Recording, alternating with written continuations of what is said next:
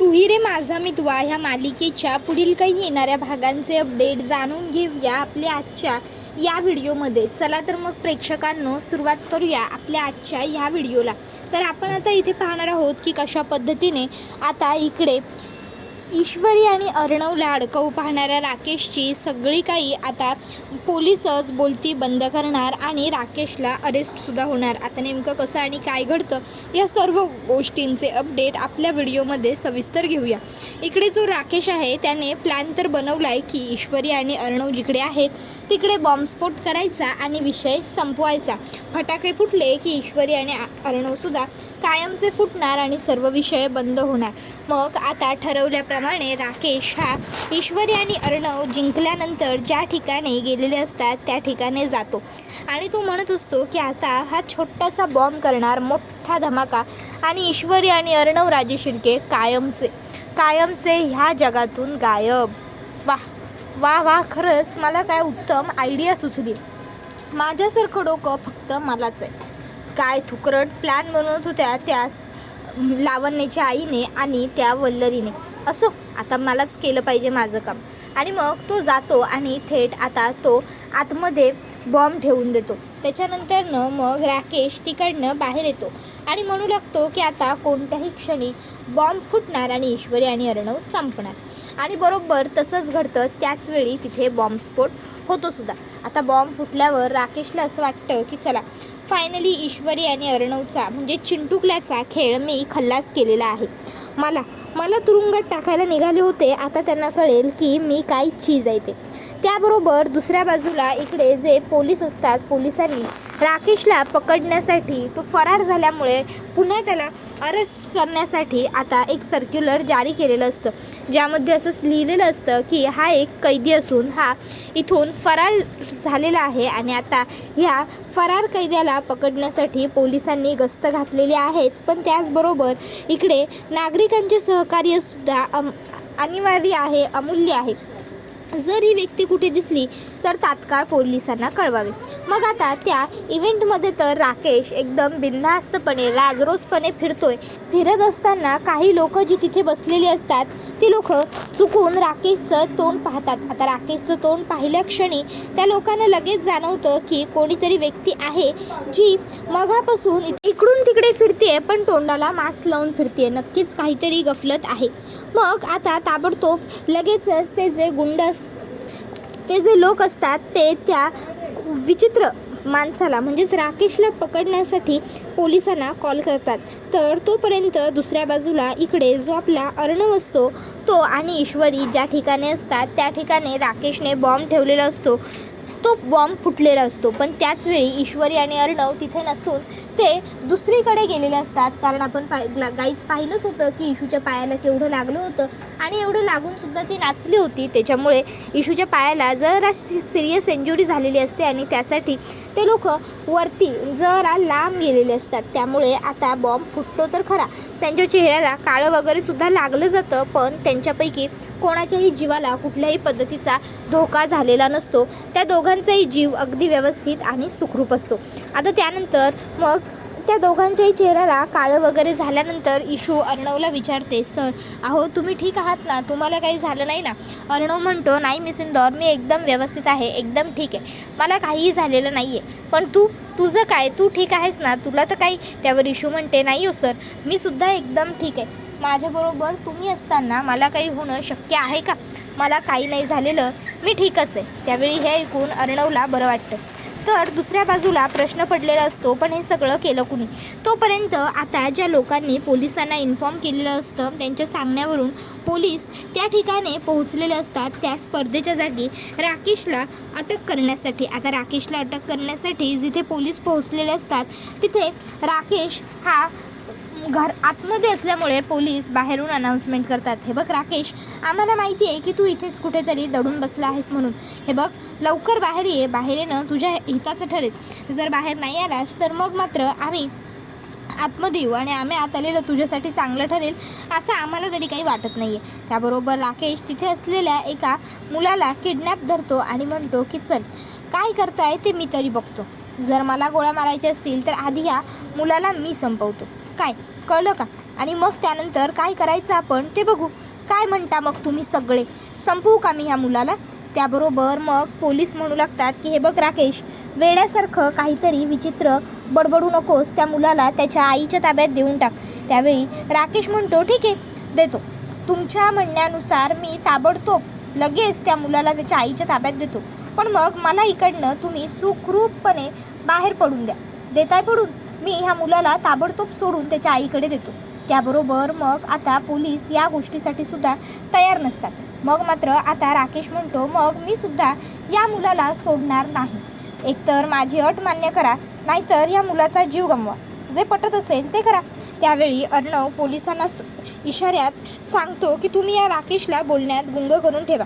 मग पोलीस राकेशला बोलण्यामध्ये गुंतवून ठेवतात. तोपर्यंत आता अर्णव काय करतो, अर्णव अगदी शिताफीने हुशारीने राकेशच्या मागून जातो आणि राकेशच्या मागून जाऊन तो राकेशच्या हातामध्ये जो भला मोठा चाकू असतो तो काढून हिसकावून घेतो खेचून. त्याबरोबर मग राकेशच्याकडचं हत्यार नाहीसं झाल्यानंतर मग मात्र आता राकेश निशस्त्र असतो. आता अर्णव म्हणतो आता आता काय करशील, आता कोणाला उल्लीस धरशील? त्यावेळी राकेश म्हणतो नाही तुम्ही माझं काही वाकडं नाही करू शकत. फसवणूक केली आहे मला, फसवलंय. त्याबरोबर अर्णव त्याच्या पहिली मुस्काटात देतो. त्याबरोबर पोलीस तिकडे येतात. पोलीससुद्धा राकेशला पकडतात आणि पकडून राकेशला घेऊन जाऊ लागतात. त्याबरोबर राकेश इकडे अजूनही अर्णवला खुन्नस देतच असतो. राकेशच्या मनात अजूनही अजिबात भीती किंवा काळजी नसते की आता मला पोलीस केवढं मारणार आहेत. तर दुसऱ्या बाजूला इकडे सौदामिनी मात्र खूप भडकलेली असते, कारण शेवटी तिच्या हातून तर सात्विक फॅशन गेलेलं असतं.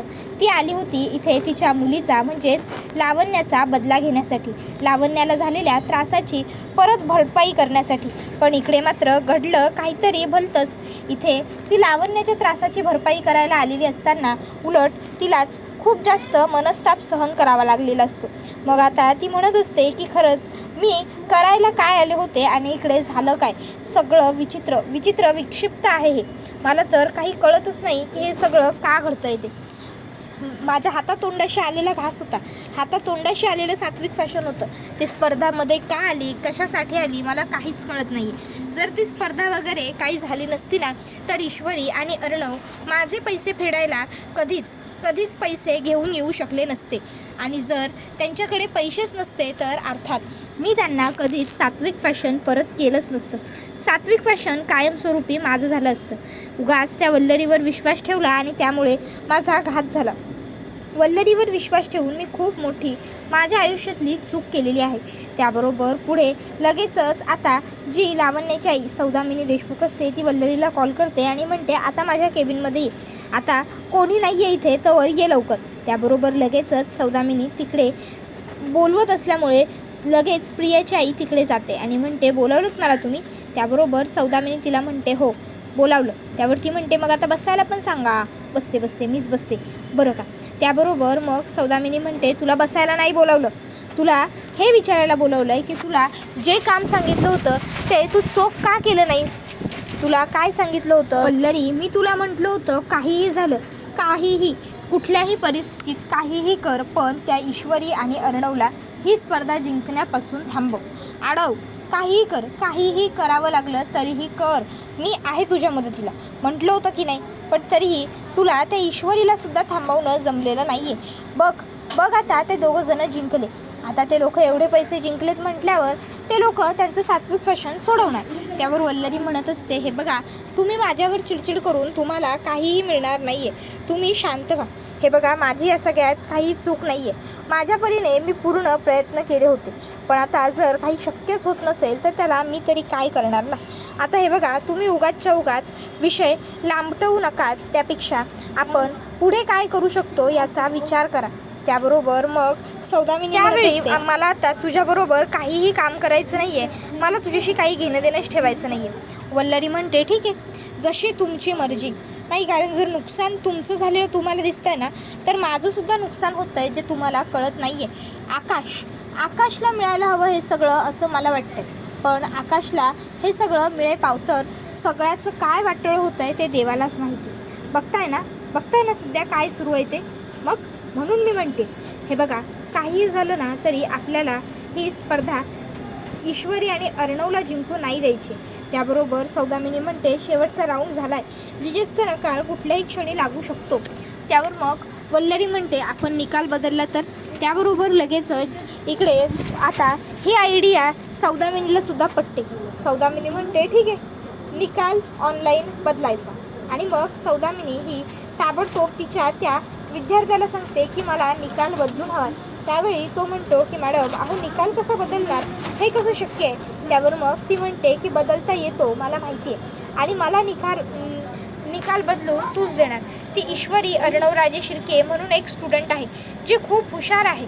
तिला काहीही झालं तरी नापास करायचं, तिला काहीही झालं तरी सीट मिळता कामा नये, समजलं. त्याबरोबर लगेचच वल्लरी म्हणते आणि हो, एखादी सामान्य साध्या घरातली मुलगी वाटली तर तिला सुद्धा आठवणीने दे, पण काही झालं तरी हिला देऊ नको. चला तर मग. त्याबरोबर मग आता ईश्वरी आत्ता जरी जिंकली असली तरीसुद्धा आयुष्यात भविष्यात ईश्वरी कधीही जिंकणार नाही आहे. कळतंय का तुम्हाला. ईश्वरी आणि नम्रता ह्या दोघीजणी जरी बहिणी असल्या तरी त्या आता जावासुद्धा झालेल्या आहेत आणि एक जाऊ दुसऱ्या जावेला पुढे जाऊ देणार नाही, हे मी नम्रताच्या डोक्यात अगदी फिट्ट बसवलं आहे. त्यामुळे नम्रता आता काहीतरी धमाकेदार करेलच.